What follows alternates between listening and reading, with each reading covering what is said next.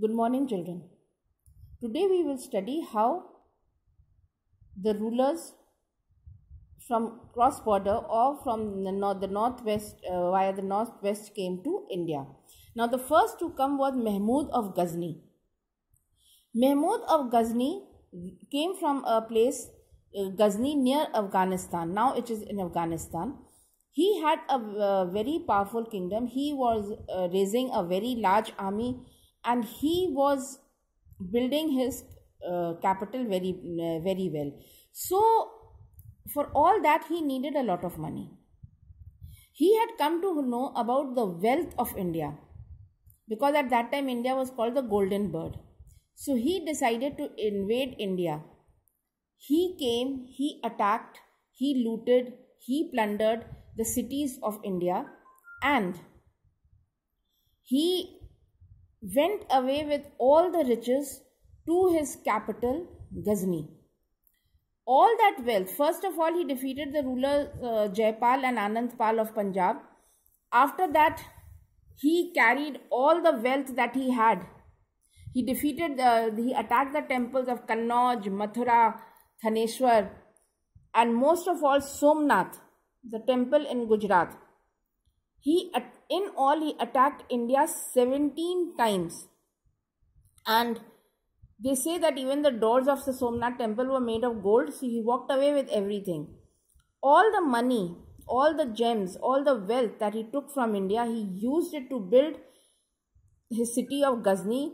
He invested all that money in building mosques, libraries, and museums. Finally, he died in 10,030. After that came Muhammad Ghori. Muhammad Ghori attacked India because after Mahmud of Ghazni, Muhammad Ghori, when he came to India, he had full intentions of establishing power in India. That is why said to be the first person who came to rule India. He declared after Ghazni, he himself declared himself independent, and he also invaded India. Mahmud of Ghazni जो था वो अफगानिस्तान की में एक छोटी सी principality थी, वहाँ का राजा था। वो अपना नया राज बना रहा था। उसको बहुत सारे उसके लिए पैसे चाहिए थे, जिसके लिए उसने हिंदुस्तान को अटैक किया। उसको पता लगा कि यहाँ के मंदिरों में बहुत पैसे हैं, यहाँ लोगों के पास बहुत पैसे हैं। उसने भारत को सोने की चिड़िया कहा जाता था। तो उसने 17 बार इंडिया को अटैक किया। मथुरा में जो मंदिर थे, कन्नौज में जो मंदिर थे, थनेश्वर में जो मंदिर थे, सबसे ज़्यादा चोट उसने गुजरात के सोमनाथ मंदिर को पहुंचाई। वहाँ से वो एक एक चीज़ लेके गया। कहते हैं कि वहाँ के दरवाजे सोने के बने थे, मंदिरों की दीवारों पर भी कीमती हीरे जवाहरात जड़े थे, वो सब वो निकाल के ले गया, और वो सब ले गया अपने शहर गजनी। और जितना भी उसने सामान लूटा था मथुरा, कन्नौज, सोमनाथ से, उसने अपने शहर को बहुत खूबसूरत बनाया, मस्जिद बनवाए, लाइब्रेरी बनवाई, म्यूज़ियम बनवाया। महमूद ऑफ गजनी के बाद मोहम्मद गोरी को, जो उसका असिस्टेंट था, जिसने उसको, जो उसके अंडर में था, उसको हेड चीफ बनाया। Mohammad Ghori declared himself independent. Mohammad Ghori ने अपने आप को आज़ाद किया। He also wanted to collect wealth, so that is why that time the only place to collect wealth was India. So he collected wealth, and he also, for that he also attacked India. First, he conquered Multan in 1175, and after defeating the ruler of Gujarat, he marched towards Punjab. Now, at that time, the Punjab rulers did come to help the ruler of Punjab, the Rajput rulers. They came, but Jaichand did not come to help. Jaichand was the traitor. He did not come to help him, and it was he only who helped Muhammad Ghori when he was having a battle with Prithviraj Chauhan.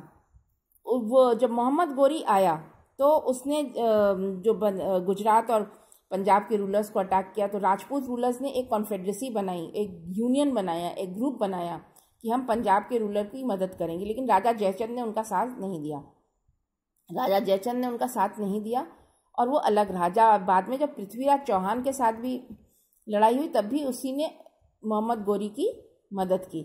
इस तरह से मोहम्मद गोरी ने पंजाब में कब्जा जमाया।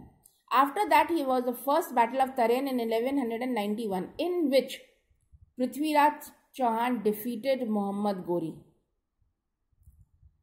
and then Muhammad Gori went back to his place, his native land, and there he collected another army and came back after 1 year, and in 1192 Prithviraj Chauhan was defeated and killed in battle. Again in this battle Raja Jayachand did not help Prithviraj Chauhan. अगर वो help करते शायद कहानी आज हिंदुस्तान की कुछ और होती। After that Jayachand defeated Raja Jayachand at the battle of Chandawar, और इस तरह से उन्होंने कन्नौज का भी कब्जा कर लिया।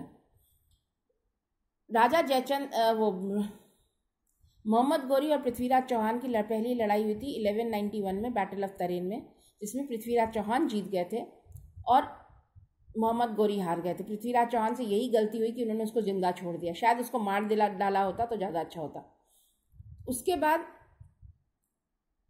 1 साल बाद मोहम्मद गोरी अपनी फौज लेके फिर आए 1192 में, और उन्होंने इस बार पृथ्वीराज चौहान को हरा दिया, and Prithviraj Chauhan was killed in battle. Jaichand ने इन लोगों की मदद नहीं की, लेकिन जयचंद को भी मोहम्मद गोरी ने नहीं छोड़ा। उसको चंदावर की लड़ाई में उसने हराया और कन्नौज को अपने कब्जे में कर लिया। कन्नौज बहुत ही इंपॉर्टेंट था।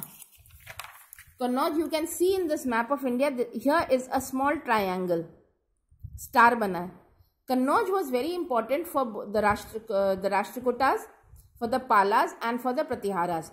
Each wanted a control over Kannauj. That is why they were always fighting for Kannauj, because this was a very strategic point. Kannauj एक बहुत ही इंपॉर्टेंट जगह में था। आपको ये ट्रायंगल दिख रहा है, स्टार दिख रहा है। प्रतिहारास भी चाहते थे, राष्ट्रकूटास भी चाहते थे, पालास भी चाहते थे। हर कोई ये कन्नौज का रीजन चाहता था, क्योंकि यहाँ से ट्रेड बहुत आसानी से पूरी जगह पे हो सकता था।